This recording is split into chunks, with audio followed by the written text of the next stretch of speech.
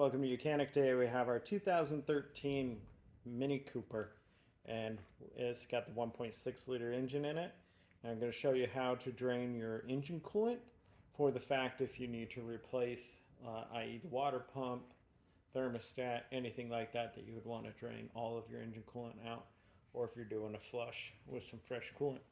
So we are going to replace the thermostat on here, another tube, because the thermostat has a hole in the whole housing.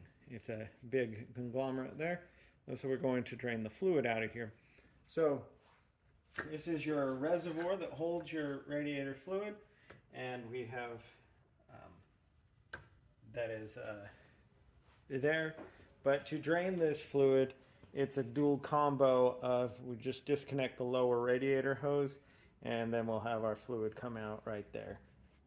There's not a little spigot that I can see on the radiator to get it out, so it's going to come out the lower radiator hose.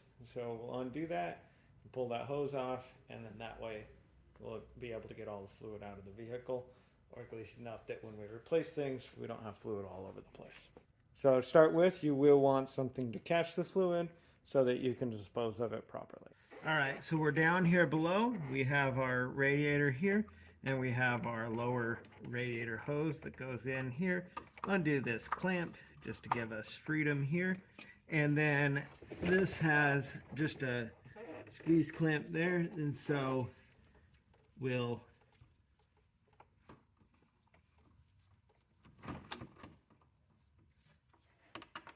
compress that and then be able to pull that back. And now pulling on the hose, and it may have some pretty strong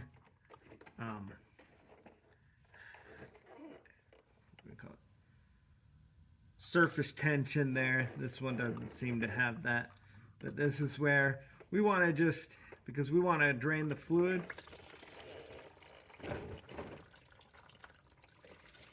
we want to kind of manage it a little bit.